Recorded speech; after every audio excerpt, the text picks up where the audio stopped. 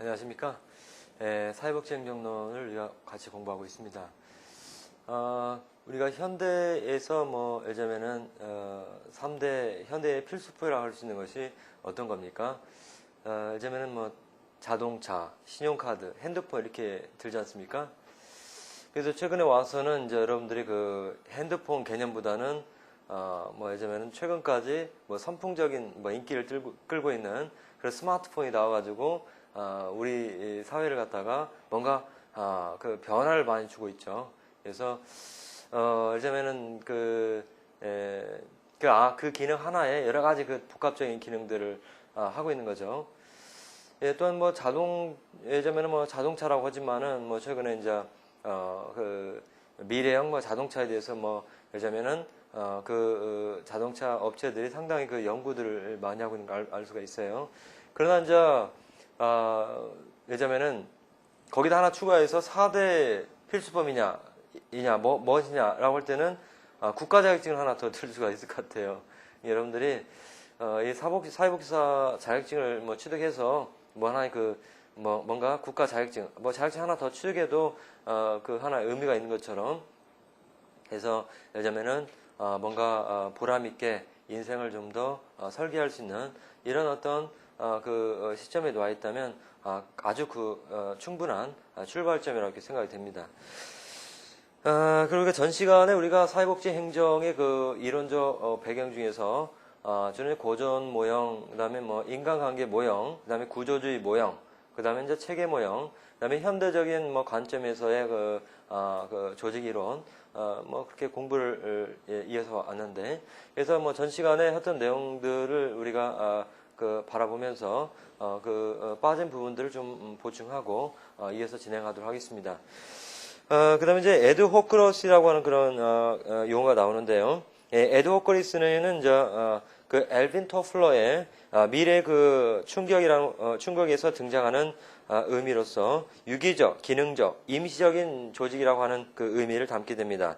어원적으로 얘기하면 에드혹이라고 하는 그런 용어와 클래시라고 하는 그 용어가 결합되어 이루어진 말인데, 원래 에드혹이라고 하는 것은 라틴어로 얘기하면 뭐뭐뭐뭐를 이하여라고 하는 의미를 가지게 됩니다. 그래서 이런 에드호크러시라고 하는 그런 원래 그 단어의 어떤 기원은 이른바 에드혹 팀이라고 하는 그런 제2차 세계대전 당시에 특수 임무를 수행하던 그런 기동 타격대에서 찾아볼 수가 있습니다.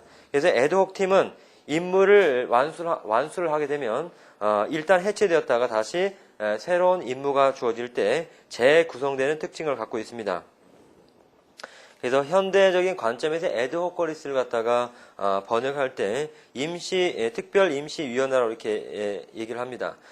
그런데 베니스라고 하는 그런 학자는 에드호크러시를 문제 해결을 위해서 다양한 전문적 지식이나 기술을 가진 이질적 집단으로 조직된 변화가 심하고 적응력이 강하며 임시적인 체계라고 이렇게 정의를 하고 있습니다.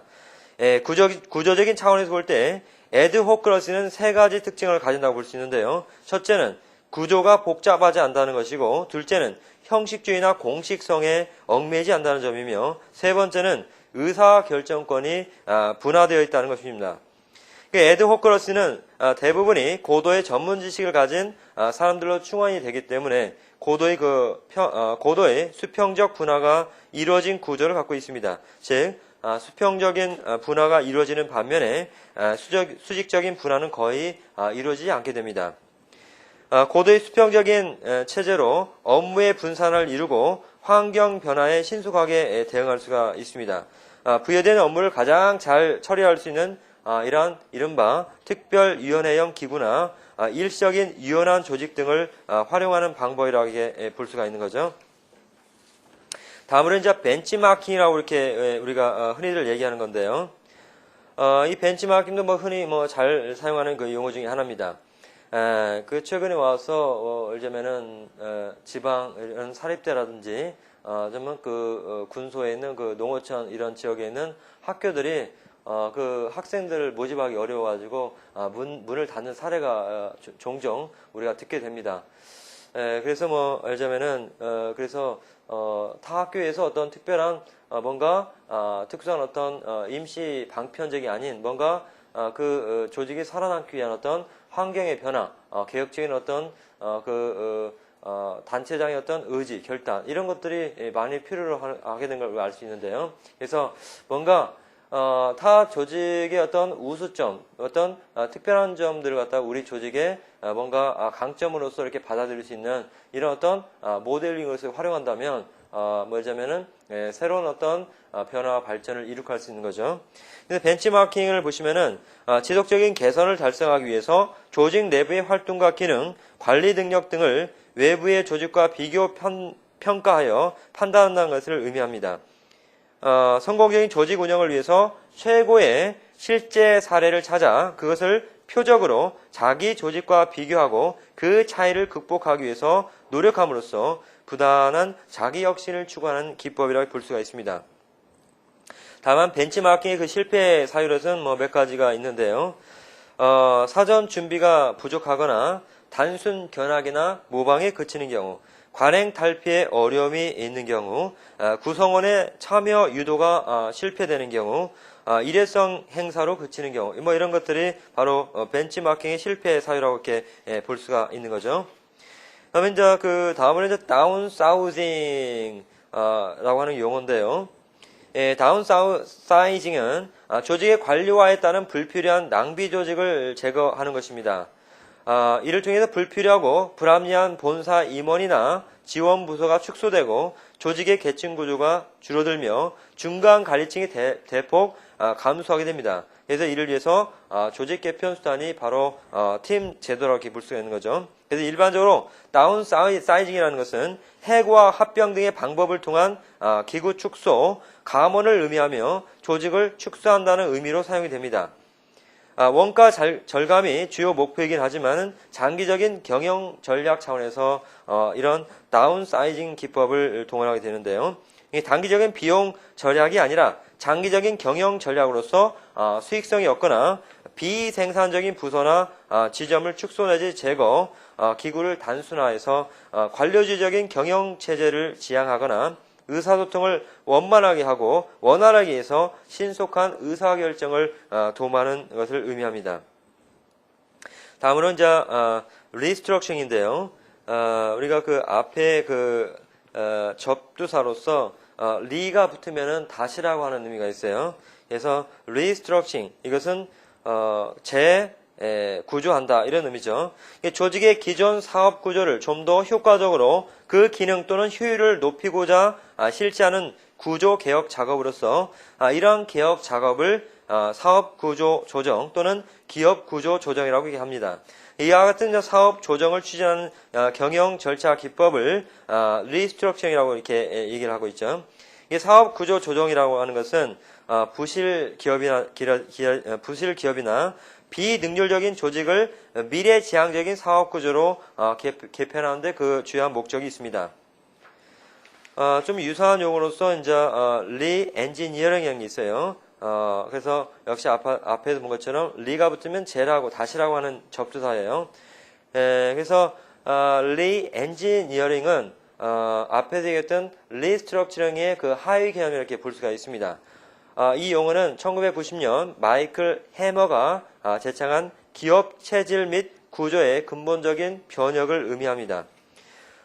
비용이나 품질, 서비스, 속도와 같이 핵심이 되는 경영 성과의 그 지표들을 비약적으로 양상시킬 수 있도록 사업 활동을 근본적으로 다시 재고해서 조직 구조와 업무 방법을 혁신시키는 재설계 방법을 의미합니다. 이것은 과거 생산자 주도의 그 경제 체제에서 별다른 경쟁 없이 성장했던 조직들이 그 경쟁 심화와 함께 고객의 요구가 이루어지고 또는 까다로워지고 복잡해지면서 많은 어려움을 겪게 되면서 이루어지는 하나의 그 경영 기법이라고 볼 수가 있습니다. 최근 연구 개발이나 생산, 판매 등 기능별로 하던 업무 분장을 고객 만족의 구조로 재설계하는 이러한 이른바 리엔지니어링이 많이 이루어지고 있는데 그래서 고객 만족의 마케팅의 관점에서는 고객의 신용 상태를 보다 효율적으로 조회할 수는 없을까라고 묻는 대신에 고객의 신용 상태를 꼭 조회하는가라고 이렇게 질문을 던질 수가 있는 거죠. 다만 이러한 기법의 도입으로 실업자가 양상될 그런 우려가 있습니다. 여러분들 그 제3장 사회복지 행정의 이론적 배경에서 여러분들이 공부를 하셨는데 그러면 이제 우리가 앞에서 배웠던 그런 내용들을 토대로 해서 간단히 출제 예상 문제를 한번 확인을 해보도록 하겠습니다. 1번 다음 사회복지 행정 조직에 대한 설명으로 틀린 것은 1. 조직은 목표, 구조, 참여자, 기술, 환경의 기본 요소를 갖춘 체계로 본다. 이것은 맞는 내용이죠. 2번 개방 체계적 관점은 조직들 간의 관계를 관리하고 네트워킹하는 등의 역할을 중시하고 대표적인 이론으로서 상황이론, 제도이론, 조직환경 관련 이론 등을 들 수 있다. 그래서 개방 체계적 관점의 경우에는 뭔가 이렇게 그 조직들 간의 관계를 관리 통합하고 네트워킹 한다고 얘기했죠. 그래서 대표적인 것이 상황, 제도 이론, 그 조직 환경 관련 이론입니다. 그 다음에 이에 반해서 3번 폐쇄 체계적 관점은 엄격한 조직의 경계 속에서 내부의 합리적 의사결정과 조직 활동 등이 주된 관심이고 대표적인 이론으로서 고전 이론과 인간관계 이론 등을 들 수 있다. 이것은 앞에서 언급한 바 있죠. 4번 지금까지 학자들은 다양한 조직 이론을 제기하고 있고 실제로 조직의 본성과 활동을 통합적으로 설명하고 있다. 맞습니까? 그렇지 않죠. 어떤 이론이나 완벽한 이론은 없어요. 그래서 기존에 했던 그 이론들을 그 후학자들이나 추종자들이 그 앞에 있는 이론들을 깨고 다시 튀쳐나와가지고 뭔가 새로운 이론을 만들든지 발전시켜서 비판하고 뭔가 관련된 이론들을 이렇게 창안하는 경우죠. 그래서 완전히 그 통합된 조직을 다 설명할 수 있는 이론은 아직까지 없습니다. 5번 사회복지 행정에서는 휴먼 서비스의 특성상 인간관계 이론은 중요하다. 이것은 맞는 내용이죠. 사회복지학은 인간 중심적 그런 실천 학문이라고 이렇게 볼 수가 있습니다. 사회복지 행정학은 관련져서 휴먼 서비스 행정이다. 이렇게 언급한 바 있죠. 그래서 이론적 배경에서 인간관계 이론은 사회복 조직 이론에서 상당히 중요한 비중을 차지한다. 이렇게 말씀드릴 수가 있어요. 2번 다음은 사회복지 행정 조직의 어떠한 모형에 대한 설명인가? 이런 것은 간단하지만 여러분들이 이론에 대한 어떤 그 중요한 내용들을 여러분들이 아신다면은 쉽게 확인해서 풀 수 있는 문제입니다. 조직에서 개개인의 업무 수행에 관한 과업의 형태와 소요 시간을 표준화하여 적정 일일 작업량을 산출하여 분업을 해서 개인별 과업 부여와 성과를 임금과 연계시키면 조직의 생산성은 높아질 수 있다. 이것은 뭡니까? 이건 테일러의 과학적 관리론이죠. 그래서 작업의 효율성과 생산성의 극도화를 목표로 한 규범적 관리 이론이라고 볼 수가 있는 거죠. 그래서 맞는 답은 1번 과학적 관리론이 되겠습니다. 3번 다음 행정관리론에 대한 설명으로 맞지 않는 내용은 1번 조직의 목적을 성취하기 위한 업무의 최적 방법을 도출하고 그에 따라 조직을 설계하는 과정을 추구했다. 이것은 그 행정관리론에 관한 논거가 되겠습니다. 대표적 학자로 2번 규릭이나 어윅, 페이어, 레일리 등이 있으며 조직의 행정관리 기능 향상이 초점이다. 맞는 내용이죠. 3번 작업 현장에 이루어지는 근로자의 과업 방법과 과정을 분석함으로써 합리적 조직 구조에 도달하려 한 것이다. 이건 뭡니까? 과학적 관리론이죠. 4번 행정관리론은 개인적인 동기, 리더십, 비공식 집단 등과 같은 조직 내에서 인간적 요소들을 무시한다는 비판이 있다. 이건 비판점입니다. 그 다음에 5번 조직의 행정관리 기능에 기획, 조직화, 명령, 조정, 통제 등을 포함한다. 그래서 우리가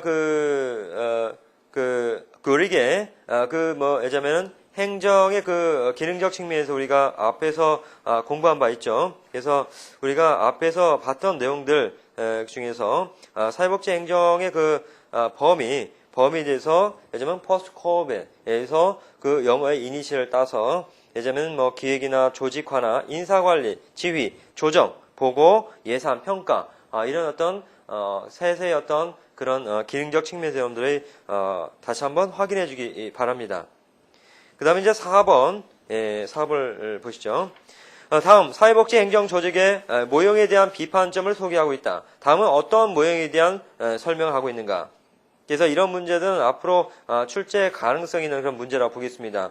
그래서 그런 조직의 모형의 그 논거도 중요하지만 비판점도 여러분들이 관심 있게 보셔야 합니다. 보시면요. 조직에 있어서 갈등 문제를 고려하지 못한 것이다. 이게 나와 있죠? 갈등 문제의 경우에서 구조주의의 경우에는 뭔가 인간 사이에서 직원과 직원 사이, 직원과 클라이언트 사이였던 이 갈등 문제에 대해서 뭔가 대화라든지 타협이라고 하는 그런 기법들을 활용한다고 얘기했죠. 그러나 여기에서는 조직에서 갈등 문제를 고려하지 않는다. 그렇게 나와 있죠. 그럼 어떤 걸까요? 또 한번 계속 읽어보죠. 조직에 미치는 환경과의 중요성을 강조한다. 환경의 경우에도 역시 구조주의에서 특징적이라고 볼 수 있는 거죠. 3번, 인간의 비합리적, 정서적 측면만을 강조한다. 바로 여기 보면 바로 답을 찾을 수가 있어야 돼요. 이런 데서. 바로 인간의 비합리적, 정서적 측면만을 강조한다. 이 뭡니까? 인간관계 모형이죠. 쉽게 찾을 수 있을 거예요. 그 다음에 네 번째, 사회의 심적 욕구도 실효성에 있어서는 경제적 요인만큼 중요하다는 사실이다. 그래서 예전엔 정치, 경제에 관련된 어떤 그런 그 모형도 최근에 상당히 그 중요한 위치를 차지하고 있습니다. 그 다음에 조직을 폐쇄적으로 본다. 이 폐쇄 체계는 그 대표적인 그 모형이 뭡니까? 그렇죠. 고전 모형과 인간관계 모형을 말씀드렸어요. 그래서 그럼 답은 쉽게 다룰 수가 있겠죠? 인간관계 모형이 1번이 답이 되겠습니다. 그 다음에 5번. 다음은 관료제 특성에 대한 병리 현상으로 맞는 것을 모두 고르시오. 이것은 뭐 고전 모형의 관료제는 뭐 아주 그 기본적인 모형이기 때문에 그 내용과 함께 비판점 이런 것들 여러분들이 유념해서 그 포인트를 찾아내서 공부를 하시면 좋겠습니다. 보시면 기억 비인간화, 니은 할거주의, 디귿 형식주의, 리을 무사 안일주의, 미음 법문용례. 이건 뭡니까? 관리제에 대한 어떤 병리현상, 이것은, 전부, 기억부터 미음까지 전부, 요즘에는 관료제에 대한 어떤 병리현상으로 우리가 찾아볼 수 있는 그런 내용들입니다. 그래서 법문용례가 있죠? 법문용례는 앞에서 언급한 것처럼, 아주 그 엄격한 형식과 절차를 따지는 이런 어떤 조직의 그 문화라고 이렇게 볼 수가 있는 거죠. 그래서 이것은 영국에서 그 관료제의 어떤 대표적인 레드 테이프라고 얘기했어요. 그래서 공문서의 경우에 그 빨간 그 리본을 묶어가지고 그 엄격하게 관리하는 이런 측면에서 유리했다고 합니다. 그래서 여기서는 답은 1번이 되겠죠. 기억부터 미음까지 모두 병리현상으로 이렇게 들 수가 있는 거죠. 다음 6번을 보겠습니다. 다음 매슬로우의 인간의 5단계 욕구 이론을 순차적으로 나열한 것은 무엇이냐. 이것은 여러분들이 그 쉽게 찾을 수 있는 문제인데, 매슬로우의 경우에는 이제 우리가 그 심리학적 또는 교육적인 측면에서 접근할 수 있는 중요한 그 이론이라고 볼 수가 있어요. 다만 사회복지 행동론에서는 인간관계 모형에서 바로 인간의 어떤 성취 욕구를 갖다 5단계로 나눠서 이렇게 분류하는데요. 그래서 인간관계 이론을 진척시킨 사람은 바로 대표적으로서 매슬로우를 들 수가 있어요. 매슬로우는 인간의 기본 욕구를 5단계로 이렇게 설명하고 있습니다. 그래서 아주 기본적인 단계는 먹고 자고 그다음에 옷 입고 이런 아주 인간의 어떤 원초적인 이런 생적 욕구가 바로 1단계 생적 욕구가 되는 거죠. 그다음에 1단계를 넘어서서 바로 외부로부터 자신을 보호받고 싶은 욕구, 이게 바로 2단계 안전의 욕구라고 합니다. 그 다음에 안전의 욕구를 더 나아가서 집단에 소속해서 타인과 교류하고 싶은 그런 그 애정의 욕구, 이게 바로 소속 욕구라고 하죠. 3단계를 얘기할 수 있죠. 그 다음에 3단계를 더 나가서 인간이라면 어떤 명성이나 명예 이런 것을 누리고 싶은 어떤 욕구가 있어요. 이게 바로 존경의 욕구라고 합니다. 이게 4단계입니다. 이 4단계를 지나서 자신의 일에서 최고가 되고 싶은 욕구, 이게 바로 자아실현 욕구입니다. 여러분들이 이런 문제들은 이제 매슬로우의 그 인간의 5단계 욕구 이론. 그렇다면 이제 여기서 뭐 여러분들이 쉽게 찾을 수 있는 부분들이 있죠. 그래서 2번 생리적 욕구, 안전의 욕구, 소속의 욕구, 존경의 욕구, 자아실현 욕구죠. 예, 그래서 최근에 이제 우리나라에서 빛난 인물, 그래서 금년에 우리나라를 시원스럽게 한 그런 김연아 그런 국가대표 선수 들 수가 있겠죠. 그래서 자기 뭔가 전문가가 되려면은 뭡니까? 최소한 자기 분야에서 10년간 이상 여러분들이 뭐 공부를 한다든지 일한다든지 그러면은 전문가가 될 수 있다고 합니다.